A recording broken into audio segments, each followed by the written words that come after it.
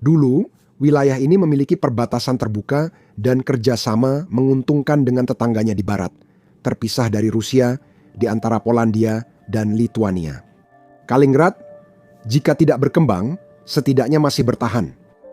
Kini, wilayah itu seperti tanah tak berguna, terpisah dari Rusia dan Barat. Kaliningrad sekarat secara sosial dan ekonomi. Enklave itu kini menjadi bom waktu bagi Putin saat ia mulai kehilangan kendali. Menurut cowok Rusia itu, seorang YouTuber yang sering membahas kehidupan di sana dan menjawab banyak pertanyaan orang. Di wilayah seperti Kaliningrad, di mana keamanan sangat ketat dan sangat sedikit informasi yang keluar dari sana. Satu hal yang pasti, kehidupan dulu sangat berbeda bagi orang-orang di enklave kecil Rusia itu. Kaliningrad selama puluhan tahun jadi wilayah Rusia paling Eropa, kata pria Rusia. Kamu bisa menyeberang, berbelanja, bekerja, belajar, berdagang, dan bepergian. Orang-orang berbicara bahasa asing, berteman dengan orang Eropa, minum bir Eropa, dan hidup dalam gelembung surrealis, terlepas dari realitas keras Moskow. Kaliningrad sudah lama dikenal sebagai wilayah Rusia paling Eropa sebelum invasi Vladimir Putin ke Ukraina. Pada tahun 2020, sejarah-sejarah pinggiran bahkan menulis bahwa eksklave tersebut menjadi se-Eropa seperti halnya Rusia. Kompleksitas yang muncul di dunia pasca Soviet entah bagaimana telah membuat Kaliningrad menjadi sebuah anomali aneh yang identitas lokalnya kadang-kadang berbeda dari narasi yang berpusat pada Moskow. Proses derusifikasi sedang berlangsung, seperti di banyak negara bekas Soviet lain. Hanya Kaliningrad yang masih menjadi bagian dari Rusia. Perubahan budaya juga terjadi di Kaliningrad. Beberapa tahun sebelum perang Ukraina, banyak warga eksklave itu menentang taktik keras Rusia untuk mulai memuji keutamaan dari apa yang sekarang kita lihat sebagai tokoh intelektual Jerman yang terbaratkan yang berasal dari Universitas Albertina di eksklave tersebut. Westernisasi yang lambat dan pendekatan individualistik juga memengaruhi politik, arsitektur, perencanaan kota, serta pembuatan undang-undang di Kaliningrad. Cengkeraman Rusia melemah, dan sebagian orang menilai Rusia rela Kaliningrad bereksperimen di Eropa hanya memberi tindakan simbolis. Situasinya sedemikian rupa, sehingga organisasi seperti Pusat Internasional untuk Pertahanan dan Keamanan atau International Center for Defense and Security membuat klaim bahwa Kaliningrad yang juga dikenal sebagai Königsberg di beberapa bagian Eropa seharusnya menjadi bagian dari Uni Eropa atau Uni Eropa. Setelah pasukan Rusia pergi, sempat dibahas soal penarikan tentara Rusia dari eksklave itu. Artikel Center 2018 juga menyebut International Center for Defense and Security mengklaim Rusia mungkin tak punya klaim hukum sebesar yang diyakini atas Kaliningrad. Kekuasaan Rusia bersifat de facto, bukan de jure, dan tidak ada perjanjian nyata yang membuat Barat setuju atas aneksasi wilayah tersebut di bawah Uni Soviet. Dan tampaknya tidak ada perubahan hingga saat ini. Beberapa orang di Kaliningrad mungkin akan menggunakan argumen ini saat memperjuangkan kemerdekaan, tapi topik ini akan dibahas nanti di video. Inti yang kami sampaikan, sebelum Perang Putin, Kaliningrad setidaknya dekat dan bersahabat dengan Eropa, meski bukan bagian dari Eropa. Ini merupakan antitesis dari nilai yang ingin ditanamkan Putin dan kroninya di Rusia, bahkan saat Rusia dan Barat relatif damai. Putin menginvasi Ukraina dan segalanya berubah. Tapi bayangkan, kata pria Rusia itu, suatu hari perang dimulai dan sanksi datang seperti gelombang. Kamu sadar, wilayahmu bergantung pada niat baik negara-negara yang kini diancam pemerintahmu. Niat baik ini penting bagi Kaliningrad. Polandia dan Lituania yang berbatasan dengan eksklave itu sudah melihat tanda-tanda Rusia dan merespons. Yang pertama membatasi transit sementara, yang kedua memperketat pengawasan perbatasannya. Warga Kaliningrad yang dulu bebas impor, bepergian, dan menikmati manfaat ekonomi dari hubungan dengan Barat, kini hidupnya berubah drastis. Perang ratusan mil jauhnya mengubah hidup mereka dan menyebabkan kerusakan besar. Perubahan datang dengan berbagai cara, menyebabkan ketidakpuasan. Kaliningrad, enklave yang harus dikuasai Putin, kini berubah dari ramah Eropa menjadi tempat buruk bagi warganya. Kaliningrad kini terisolasi, terkena sanksi, kekurangan, dan diperlakukan Kremlin seperti anak nakal yang ingin kabur, ujar pria Rusia itu. Banyak pembatasan terhadap Kaliningrad sangat berdampak pada warganya, meski sejak awal Kaliningrad memang bergantung pada Rusia untuk banyak barang. Kaliningrad mendapat makanan dari perdagangan dengan negara Uni Eropa. Perdagangan itu telah runtuh dengan sendirinya. Pasokan dari Rusia juga tidak benar-benar lancar. Kaliningrad mengandalkan Rusia untuk pengiriman batu bara, kokas, dan minyak yang harus melewati Lituania dengan kereta api. Lituania terancam oleh aksi Rusia di Ukraina. Mereka tidak membiarkan Kaliningrad tanpa konsekuensi. Pada Oktober 2025, kereta api Lituania memutuskan mencegah Lukoil mengangkut minyak ke Kaliningrad lewat Lituania. Langkah ini diambil sebagai respons atas sanksi Amerika Serikat pada Lukoil dan Rosneft. Itu pukulan berat bagi Kaliningrad, menambah tekanan ekonomi sejak Putin menginvasi Ukraina. Menurut LRT, kereta api Lituania mengangkut 371.000 ton produk minyak ke Kaliningrad pada 2024 dengan 345.000 ton dari Lukoil.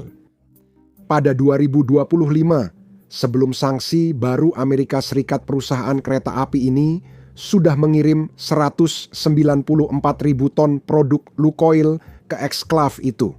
Setelah itu, minyaknya hilang. Ini contoh sanksi yang menghantam Kaliningrad lebih keras dari wilayah Rusia lain. Jika terputus dari Rusia, tanah air harus lebih bekerja keras memenuhi kebutuhanmu. Putin tetaplah Putin. Setiap keputusan antara membantu Kaliningrad atau militer dan wilayah Rusia yang lebih penting, akhirnya selalu merugikan eksklav itu. Bukan berarti Lituania lepas tangan soal pengiriman barang ke Kaliningrad di awal perang Putin. Menurut pemilik usaha beton Igor Pleskov kepada British Broadcasting Corporation, pada Juni 2022 kami memproduksi beton komersial, beton bertulang, dan batu paving. Kami pertama kali mengalami kekurangan semen pada bulan Maret setelah Eropa memberlakukan sanksi terhadap bank-bank Rusia, kata Pleskov kepada media tersebut, seraya menambahkan bahwa kereta-kereta yang membawa semen diputar-balikan di perbatasan Lituania. Karena gerbong kereta tersebut dimiliki oleh perusahaan leasing yang terkena sanksi, sejak perang Putin dimulai hingga Juni, perusahaannya belum memproduksi 1 meter kubik beton pun. Jelas ini buruk bagi bisnis beton. Sanksi telah memengaruhi ekonomi Kaliningrad sebelum keputusan perkereta-apian Lituania. Pada Januari 2024, Jamestown Foundation menulis ekonomi eksklav itu tertekan akibat sanksi Barat. Antara tahun 2022 dan 2023, menurut yayasan tersebut, sumber lokal melaporkan kerugian kumulatif sebesar 67 juta dolar yang dialami oleh perusahaan pengangkut internasional yang beroperasi di Kaliningrad akibat sanksi. Itu mungkin tidak terlihat banyak, tetapi produk domestik bruto atau produk domestik bruto Kaliningrad sendiri sebenarnya tidak terlalu mengesankan. Tahun 2020, Metroverse Universitas Harvard memperkirakan eksklav itu punya produk domestik bruto per kapita $20.800 untuk 324.200 penduduk. Kaliningrad memiliki 6,74 miliar dolar dan produk domestik bruto per kapita peringkat ke-268 dari 290 kota Eropa menurut Metroverse. Cukup baik untuk bertahan, tapi belum mampu menanggung kerugian besar dalam setahun tanpa dampak. Pejabat setempat sudah cukup putus asa pada saat artikel dari Yayasan Jamestown terbit, sehingga mereka mengusulkan investasi dalam proyek pariwisata baru, yang menurut perkiraan pengembang akan menelan biaya 4,4 miliar dolar atau sekitar 2/3 dari produk domestik bruto Kaliningrad. Eksklav ini rata-rata dikunjungi turis selama 3 hari dengan pengeluaran $46 per malam. Berikut jenis proposal putus asa dari wilayah yang sadar mengalami tekanan ekonomi berat. Pada Desember 2025, Odessa Journal melaporkan Kaliningrad memasuki 2026 dengan menghadapi kemunduran ekonomi yang segera terlihat. Diperkirakan terjadi defisit karena pendapatan Kaliningrad sekitar 1,9 miliar dolar, sedangkan pengeluaran hampir 2,15 miliar dolar. Investasi yang diusulkan sebesar 66,7 juta dolar dari daratan utama ke infrastruktur maritim Kaliningrad mungkin bisa sedikit membantu, tapi itu seperti mencoba mencium luka pahit yang sedang memercikkan darah. Sedikit kebaikan dari Kremlin yang tak peduli tak akan menyembuhkan masalah ekonomi ini. Investasi kecil ini tak banyak membantu ekonomi Kaliningrad ke depan. Biaya transit naik tanpa bantuan dari tindakan tegas Lituania. Perusahaan dan masyarakat di Kaliningrad kesulitan mendapatkan bahan bakar, material konstruksi, dan barang penting, terutama yang dulu diimpor. Inilah sanksi yang dirancang untuk menekan Rusia dan eksklav kecilnya. Kini, masyarakat Kaliningrad pun mulai banyak bertanya. Berbicara tentang biaya transit, Suara Baru Ukraina menerbitkan beberapa angka yang diperoleh dari Dinas Intelijen Luar Negeri Ukraina. Media mencatat Kaliningrad harus mengandalkan jalur laut, dengan pengiriman naik dari 0,4 juta ton 2019, jadi lebih 2 juta ton 2024. Namun, ini bukan bukti Rusia mengatasi masalah transit, melainkan menyoroti kelebihan beban sistem Kaliningrad. Situasi makin sulit karena hanya sedikit perusahaan di Kaliningrad yang masih mendapat untung dan mereka memesan tempat utama di feri. Usaha kecil merugi akibat masalah logistik Kaliningrad, banyak yang nyaris bangkrut. Wilayah eksklav ini pada dasarnya telah menjadi boneka dalam permainan perang Putin, sebuah wilayah yang terus dipertahankan oleh Presiden Rusia itu, sambil hanya berusaha melakukan hal paling dasar agar Kaliningrad menjadi tempat di mana orang-orang masih punya peluang untuk hidup layak. Untuk sebuah eksklav, hal itu membuat Kaliningrad menjadi mitra bagi beberapa negara Eropa, dengan Lituania mungkin yang paling penting. Rangkaian sanksi Barat yang terus meningkat telah sangat menghancurkan. Itu sebabnya sanksi sangat keras menghantam Kaliningrad. Jelas pria Rusia itu saat membahas hilangnya kemitraan. Karena wilayah ini tidak dirancang untuk hidup dalam isolasi, tidak ada alasan untuk itu. Wilayah ini tidak pernah menginginkannya, tapi sekarang harus, dan itu semua salah Putin. Presiden Rusia memaksa rakyat Kaliningrad menolak mitra yang lebih penting bagi kelangsungan hidup mereka daripada Kremlin selama bertahun-tahun. Sebelum perang, musuh sering berasal dari teman. Seperti kata pria Rusia, sebelum perang, penduduk Kaliningrad akan menyebut tetangganya sebagai teman. Warga Polandia belanja ke Kaliningrad karena harga lebih murah. Orang-orang Rusia melintasi perbatasan ke arah sebaliknya karena kualitasnya lebih tinggi. Kerjasama sangat penting di eksklav. Namun semuanya rusak akibat perang yang dipicu Putin. Pria Rusia itu tidak sekadar mengarang cerita demi narasi anti-Kremlin. Selain perdagangan, banyak bukti musuh Kaliningrad bukanlah yang sebenarnya mereka inginkan. Seperti yang dilaporkan oleh Guardian, pada tahun 2018 kampanye Putin untuk mendemonisasi Barat di mata seluruh rakyat Rusia tidak benar-benar berhasil di Kaliningrad. Media mewawancarai Alexander yang mengatakan sering ke Polandia dan orang-orang di sana memperlakukan Rusia dengan baik, tanpa masalah. Orang Polandia sama seperti kita. Alexander bahkan terus terang menyebut retorika Kremlin pada saat itu sebagai kebohongan. Orang pasti penasaran bagaimana perasaan dia soal kebohongan ini saat retorika sudah meningkat drastis. Bukti lain menguatkan bahwa masyarakat Kaliningrad melihat Eropa sebagai teman. Pada Juli 2019, New Eastern Europe menyebut Kaliningrad bermitra dengan Gdansk di Polandia. Kemitraan itu sangat penting hingga eksklav mengizinkan masuk dengan visa elektronik gratis. Menurut The Guardian, 2018 lebih dari 70% penduduk Kaliningrad punya paspor, sedangkan rata-rata nasional Rusia kurang dari 30%. Putin ingin rakyat membenci Barat, namun Kaliningrad membuktikan sebaliknya. Mungkin mereka belum membenci, sulit memaksa orang meninggalkan teman. Banyak bukti warga Kaliningrad tak ingin lagi jadi bagian sistem Rusia. Seperti yang kami katakan sebelumnya di video, ketidakpuasan semakin meningkat, meskipun sulit untuk mengukur seberapa besar, mengingat betapa kerasnya Rusia berusaha menindak setiap benih perbedaan pendapat. Namun, seperti banyak kasus di Kaliningrad, buktinya sering muncul sporadis. Beberapa petunjuk muncul sebelum invasi Ukraina saat informasi masih agak bebas di Kaliningrad. Agustus 2014 adalah tahun ketika Putin mencaplok Crimea. The Guardian melaporkan beberapa orang di Kaliningrad mulai membentuk gerakan kemerdekaan. Gerakan itu belum cukup kuat, setidaknya 10 tahun lalu. Terdapat ketidakpuasan di eksklave itu, di mana The Guardian menyebut banyak anak muda mulai kesulitan menyebut beberapa kota besar di Rusia.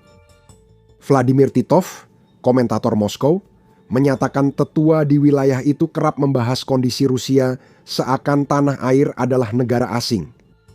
Titov menambahkan bahwa beberapa orang di eksklave tersebut bahkan mulai menyebut eksklave itu sebagai negeri ambar yang dipilih karena ambar adalah salah satu sumber daya paling melimpah di Kaliningrad. Tentang anak muda yang tak tahu nama kota di Rusia, ujar Titov, ini tidak mengejutkan. Warsawa dan Yamala terasa lebih dekat bagi anak muda ini daripada Kaluga atau Khabarovsk. Jika ini adalah bukti meningkatnya keterpisahan dari Rusia yang dirasakan banyak orang di Kaliningrad, sebuah referendum yang diadakan pada Februari 2023 menunjukkan hal itu. Meski Rusia menekan sentimen Barat, banyak warga Kaliningrad kini menyerukan pemisahan penuh dari Moskow. Pusat Penanggulangan Disinformasi Ukraina melaporkan referendum daring yang melibatkan 5 wilayah Rusia di Kaliningrad. 72,1% memilih kemerdekaan. 27,9% menolak. Catatan dari Pusat Keamanan Manusia, hanya 95.567 penduduk Kaliningrad yang ikut serta dalam pemungutan suara ini. Itu setara dengan 19,4% populasi eksklave itu. Yang bisa dianggap sebagai ukuran sampel yang memadai untuk menunjukkan bahwa cukup banyak orang di Kaliningrad ingin lepas dari cengkeraman Putin. Sebanyak 72,1% dari 95.567 orang menginginkannya begitu kuat hingga mereka bahkan siap mengambil risiko menjadi target karena suara mereka meskipun suara itu diberikan dalam referendum online. Secara teori, itu seharusnya memberikan mereka anonimitas. Di Rusia, sulit yakin soal itu, tapi ribuan orang tetap memilih dan mengapa tidak? Banyak warga Kaliningrad tak melihat alasan tetap bersekutu dengan Rusia, menurut pria Rusia itu. Bahkan yang tidak menuntut kemerdekaan eksklave itu tetap banyak bertanya, kata YouTuber itu. Mereka heran mengapa kehidupan damai mereka di Eropa dikorbankan untuk perang jauh di sana. Perang tanpa manfaat, tanpa kemenangan, hanya kekurangan, pengawasan, dan kecurigaan.